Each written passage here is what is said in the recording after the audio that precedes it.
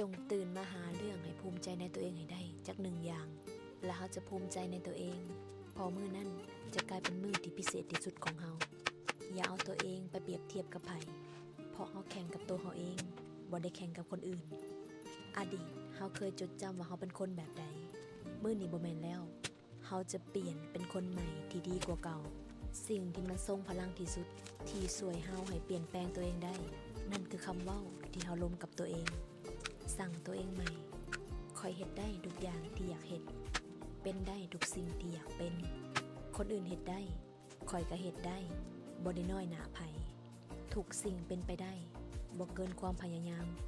คอยปล่อยวางเก่งบ่คอยสนใจเรื่องผู้ใดทุกสิ่งที่คอยอยากได้บ่ได้เกินกำลังที่คอยจะเอาทุกสิ่งทุกอย่างมันง่ายไปหมดเลยเพราะฮู้แล้วว่าเฮ็ดใจสบายๆปล่อยวางง่ายและจะได้ทุกอย่างส่วนอนาคตว่าสิ่งใดสิเกิดก็ปล่อยให้มันเป็นไปได้ก็เอาบ่ได้ก็เฮ็ดใหม่สิเฮ็ดจนกว่าสิได้โดยบ่ได้คาดหวังพอคอยกำลังสู้กับวินัยตัวเองสู้กับความยากสู้กับใจตัวเองคนอื่นบ่เข้าใจบ่เป็นหยังบ่จำเป็นต้องเข้าใจคอยตอนนี้ก็ได้เป็นกำลังใจห่างๆให้คอยก็ได้เดี๋ยวสิเป็นให้ดูเดี๋ยวสิเฮ็ดให้เบิ่งมือใดคอยล้มคอยบ่มีใครไผมาสงสารเพราะมือที่ตกต่ำมันสอนให้รู้ว่าคอยต้องเฮ็ดสิ่งใหม่ๆที่คอยบ่เคยได้เฮ็ดเวลาเจอปัญหายิ่งท้าทายสำหรับคอยเพราะทุกปัญหามาเพื่อเฮ็ดให้คอยเติบโตเพื่อหน้าตาชีวิตใหม่ๆที่คอยบ่เคยได้รับมักเฮ็ดสิ่งใหม่ๆเพราะคอยตื่นเต้นกับผลลัพธ์ใหม่ๆอยู่เสมอ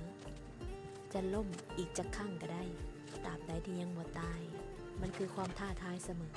ต้นทุนชีวิตที่สูงที่สุดบ่แม่นการเกิดในครอบครัวที่ร่ำรวยแต่มันคือห่างกายจิตใจและศักยภาพที่ข้อยมีข้อยสิสร้างชีวิตอีกจักครั้งก็ได้สิผลิตเงินขึ้นมาเท่าใดก็ได้มันขึ้นกับใจข้อยอยากจะเอามันขึ้นกับว่าสิ่งนั้นมันคือเป้าหมายชีวิตหรือบ่ที่ข้อยอยากได้มันแท้ๆทุกอย่างบนเหนือความคาดหมายทุกสิ่งเป็นไปได้กล้ารับผิดชอบตัวเองกล้ารับผิดชอบครอบครัว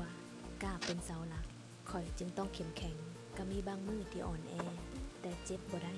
ตายบ่ได้ต้องลุกมาสู้เพื่ออนาคตตัวเองเพื่อคนที่อยู่ในชีวิตข้อยต้องช่วยตัวเองก่อนข้อยเข้มแข็งแล้วจึงช่วยผู้อื่นได้จึงเป็นต้นแบบให้ผู้อื่นได้เพราะฉะนั้นกำลังกายกำลังใจจึงสำคัญที่สุดในชีวิตเลือกคบคนเลือกป้อนสิ่งดีๆเข้าหาตัวเองอย่าปล่อยให้ชีวิตมีห้อยหัวทุกอย่างต้องดีที่สุด